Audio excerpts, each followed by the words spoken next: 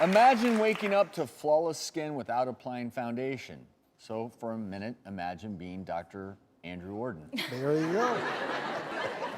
So that is the claim of a new treatment. It's called the BB Glow Facial. Joining us is Natalie, who performs this treatment with her client, Mandy. So Natalie, explain how this works. So BB Glow is very similar to microneedling. I take tiny needles, roll them across your face using a semi-permanent BB cream that's packed with vitamins and minerals, which kind of helps ultimately give you that nice and healthy glow. Is this a one-time treatment? Is this something you do occasionally? And how much does it cost? Usually to see maximum results, I tell clients you need about 2 to 3 sessions. They're spread about 2 weeks apart from each other. And the cost is typically about $200 per session. And of course, Mandy, you've had this done. Yes, I did. Curious, your thoughts? I love it. And the thing is, I have super sensitive skin.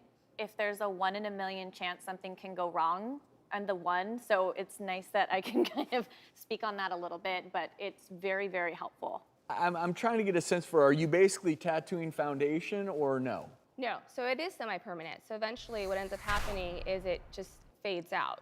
So you don't have any residual effects of like having any discoloration from the pigmentation or anything like that, because the products that are provided for the BB Glow, they don't contain any like the iron oxide that you would get with typical tattoo pigment. So eventually at some point, it just dissipates into the skin. You first test somebody to make sure that their skin Yes, absolutely. Patch reacts, testing is very highly and recommended. I'm sure that how long it lasts varies person to person too. Absolutely. All right, docs, I'm curious. I'm the non-skincare guy over here. So I'm curious, docs, what are your thoughts?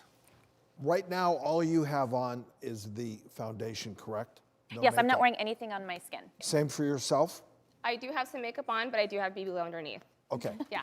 And those pictures are of you, Mandy, before and then after. I think anybody objectively looking at those photos would say you look better in the after photo, and you're obviously really happy with it. Yes. And Natalie, I don't doubt that you use sterile, really professional techniques. You are a professional tattoo artist. But here's my concern about this treatment, is that in the short term, I'm sure people will look great.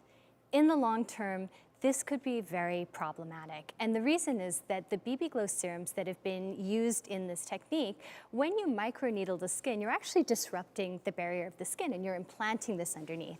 People often liken this to lip liner or to brow like microblading, but remember the surface area of your entire face is much larger than your lips or your brows. And the products that are being used in your lips or your brows usually have on average less than 10 ingredients. So we're talking about much less potential for toxicity. When you look at the average BB Glow serum that's being used in microneedling, we're talking about 40 plus ingredients that have not been FDA approved for this use. They have not been tested to be pushed into your skin with a needle. And so my concern is these are not biodegradable ingredients.